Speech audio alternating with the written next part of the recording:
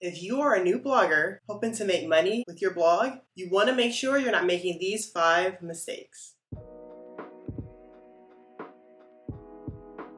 Hey y'all, Jasmine here. So today I'm getting real with y'all. I mean, really real. Alright, I know there are a lot of bloggers out there who are blogging with the hopes of making money with their blogs. However, most blogs don't make anything. And the thing is that blogging is super simple to do. I'm not going to say it's easy because it does take a lot of hard work, but the steps to start bringing in income with your blog can be relatively easy. And my biggest theory as to why a lot of bloggers don't make money, especially when they're first getting started with their blogs, is because they're making one of these huge mistakes that I see a lot of beginner bloggers make. Let's start with mistake number 1, not monetizing soon enough. So one thing I hear from bloggers is that when they're first getting started, they don't want to think about making money with their blog yet because no one knows who they are, or they don't have enough traffic, or they don't have enough content. Well, to that I say you can still bring in income with your blog even if you're a new blogger, even if you only have a few blog posts and you get a little traffic. The thing is, if you started your blog to make money, let's start thinking about that from day one. What are some of the ways you want to monetize your blog? Don't build it and think they'll come automatically and you're just going to make money. If you're wondering, well, what kind of ways can a new blogger monetize? I'll give you a few. The first you can do is sponsor posts. I love sponsor posts because it's when a brand decides to pay you for a blog post on your website saying like, hey, if you mention me on your blog post, I'll pay you X amount of dollars. If you're already writing content on your site and the product that they want you to mention is relevant to the content you're already going to write, I see this as a win-win. Not only are you creating more content for your brand, but you're also getting paid upfront for it. Another way you can monetize is with affiliates. I'll get into affiliates a little bit more later about how that works, but they're pretty much links that go into each blog post that when someone clicks it, you get a commission for when they buy. The third way you can monetize your blog is with advertising, and that's just adding Google AdSense or Mediavine or AdThrive. Honestly, there are so many different advertising networks out there that if you're not putting ads on your site from day one, I feel like that's just a missed opportunity. One problem I see with new bloggers is they'll spend a lot of time building up their content, writing really good quality content, working on getting traffic to their site, and then when it's time to monetize, they say, well, I don't want to add ads to my website because what if my audience thinks I'm a sellout? Or I don't want to write a sponsor post because what if my audience reads right through this? And again, I don't want to feel like a sellout. If you are doing these things from day one, then it's not going to change anyone's perspective of because you've been consistent from day one when it comes to monetizing. So that's the first mistake that I see bloggers make all the time, not monetizing soon enough. All right, y'all, let's talk about mistake number 2, not writing quality content with affiliate links. So fun fact, for my blog, Miss Millennium Magazine, I have affiliate links in about 97% of my content. Yes, most of my articles on my blog have affiliate links in them, and I am not complaining, and neither is my audience. If you are not sure what affiliates are or how to incorporate that into your blog, I know a really good resource, and it's free, that you can sign up for. It's called the Quick Start Guide to Affiliate Marketing for Bloggers. I love this because it was one of the first tools that I used when I first tried to learn about affiliate marketing. It's by Tasha Agruso. It's an ebook, and it pretty much breaks it down step by step, like what you need to do for your blog right now to get more affiliate links added to content you already have. I loved it, and I think you will too. If I'm being 100% honest, there was actually a course that I took first that introduced me to everything affiliate marketing, and that is Making Sense of Affiliate Marketing by Michelle Schroeder Gardner. This tells bloggers everything they need to know when it comes to affiliates, from the strategy of picking good affiliates to the legal things that you should know when it comes to affiliate marketing, all the way to tracking your money, tracking your stats, and everything you need to be a better affiliate marketer. I have links to both of those resources in the comments below. Definitely check them out. All right, y'all, let's talk about mistake number 3. And that's not tracking your stats from day one. When I say your stats, I'm talking about the important things when it comes to your blog, your page views, your email subscribers, your social media followers. Do you know how many of those things you're getting every single day, every week, every month? All right, if you don't know, then you definitely want to make sure you're doing that early on. The first thing you want to do is download Google Analytics. This is a free resource that you can download today. Just add the code to your site and it tracks everything that happens on your blog, from how many people visit your site, how much time are they spending, how many pages are they going to when they're on your page, and more importantly, where are they even coming from? It's so important to have this data, because when you do start doing things like sponsored posts or working with brands for affiliate marketing, the first thing they ask you is, well, how many page views do you have? How many sessions do you have? And if you're drawing a blank because you don't have Google Analytics on your website, well, you're making a mistake. It's not only important to have that data there, but also keep track of all these things in a spreadsheet.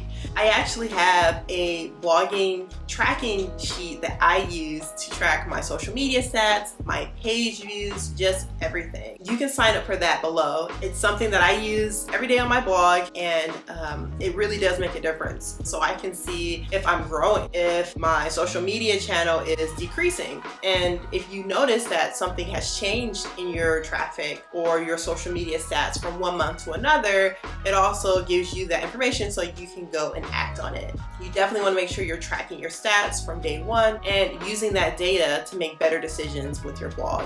All right, y'all, let's talk about mistake number 4, not signing up for social media accounts and influencer networks. When you first created your blog, you should have bought your domain, right? And then sign up for every social media account under the sun with your domain name. So for example, my blog's name was Miss Millennium Magazine, and I used the domain Miss Mill Mag on everything. So I use that exact same language that I use for my URL, Miss Mill Mag, on all of my social media channels, from Instagram, Twitter, Facebook, you name it, Pinterest. If you were to search at Miss Mill Mag, all of my channels come up on the same place. Now, you want to do this because, of course, that continuity, you want people to be able to find you easily on all of your platforms. And even if you're thinking like, well, I don't think my audience is really on Twitter, or I don't think my audience is on Pinterest, I'm not going to sign up for those now, I'll sign up for them later. Sign up for them now. What I have seen in the past is if you say, I'm going to get to Instagram some other time later, and then you create all these other accounts, well, there are some people who are looking out for people who make that mistake, and then they say, I'm going to buy at Miss Mill Mag on Twitter, on Instagram, and when she's ready to finally create her Instagram account, I'm going to sell it to her, that username, for $10,000. Get all of your social media accounts up front. Don't let anyone else take them from you before it's too late, okay? So if you haven't signed up for all those social channels, sign up for them today, not yesterday. Sign up for them today, not tomorrow. The other thing you want to make sure you're signing up for is influencer networks. I mentioned sponsored posts before, and this is one way that I like to make money with my blog. It's actually one of the top ways I make money with my blog. And I find a lot of those opportunities on influencer networks. So what influencer networks are pretty much like the middleman between bloggers and brands. Brands go to the influencer network and they say, hey, we're looking for bloggers who have this many followers, and they target this specific audience. But the influencer network then does is say, hey, bloggers, here's what they're looking for. Sign up and we'll pay you $500. And if you're on the influencer network, now you're getting that notification and you can go ahead and apply for that opportunity. So you see why it literally pays to be on these type of networks. The other benefit to signing up for influencer networks is that when you add your profile, and profile meaning your blog, how many social media followers you have, a little bio about what your brand is about, Google sees that information too. So they see, oh, Jasmine's blog is located on this awesome influencer network. I'm going to give them a vote so that Jasmine's blog gets more SEO or search engine optimization traffic going to her site. So it makes sense to be on these channels, not only for brands to be able to find you, but also so that Google can see that you're serious about your business and it's located on multiple websites all over the web. If you are not sure where to start when it comes to signing up for influencer networks, you should sign up for my free list. I have 150 of them there, and you can sign up and get your blog name out there. And finally, y'all, let's talk about mistake number 5, not collecting email addresses. This is probably one of the biggest mistakes that I see bloggers make, y'all. And it's a big mistake because what that means is you're not realizing where the real money is when it comes to blogging. Fun fact, most bloggers who make over $50,000 a year have a product of some sort. And you can't really get started with a product if you don't have an audience. The main place where these bloggers with an audience promote their products are their email lists. So even if you're not thinking about creating a product now, or you're not sure if you're going to create a product down the line, it still pays to build an email list. And I'll tell you why. That email list is a place where your audience can intimately get to know you. I love my email list because I send them something every week, telling them something about myself, and also teaching them something that they probably wouldn't have picked up on my blog or on my social media platforms. It's a place where I can be very genuine without worrying too about everyone seeing my every thought. It's a place where people can really get to know me and get to trust me. And this is why bloggers make so much money with products, because they're promoting it to people who genuinely know them and trust them. If you are feeling intimidated about getting an email list started and are not sure exactly how to go about doing it, or not sure what to say to your audience, I'll say this: there are great free resources out there that shows you how to do all of those things. So don't let that intimidate you. The first I would say is a free list building talk by ConvertKit. They have a really good talking series that teaches bloggers different things on how to grow your email list, to creating content that works really well for your email list. One of the talks that I like the most is their 3 steps to your first 1,000 subscribers. Definitely sign up to check it out. It's free, and I guarantee you're going to learn a whole lot about building your email list, and also why it's so important to have one. Okay, y'all, I know those are my 5 tips, but I want to leave y'all with one more bonus tip that I think a lot of bloggers make this mistake when it comes to their blogs, and that is not asking for help. When I first started blogging, I was doing it by myself. I wasn't doing things like taking blog courses or finding other bloggers in Facebook groups, and I definitely wasn't going to different conferences when it comes to blogging and growing your blog. I did start doing that a few years into my blog, and I have to tell you that I've seen more growth, more money, more traffic, more everything to my blog when I started raising my hand and asking for help. There are so many bloggers who are out there making 6 and 7 figures on their blogs, and they have courses, they have coaching, they have training.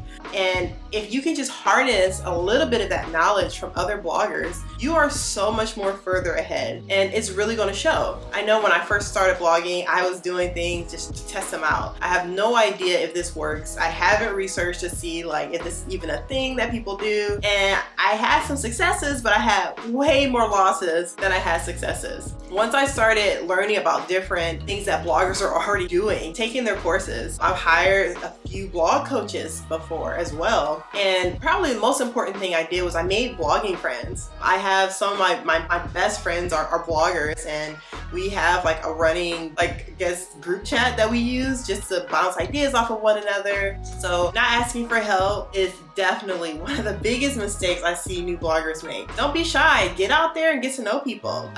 Join my Facebook group. I have a group called Bloggers Supporting Bloggers, and it's a lot of other bloggers in there trying to do the exact same thing that you're doing, trying to make money with their blogs, trying to grow them, and yeah, just put yourself out there and get to know people. So there you have it, y'all. Those are the top 5 mistakes that I see bloggers make, plus a bonus mistake that I noticed. So tell me, have you guys noticed any other mistakes that I didn't cover today? If so, let me know what those mistakes are in the comments, and if you have any solutions to those mistakes, I would love to hear them. That's all I have for y'all today. I will see y'all next time. Bye.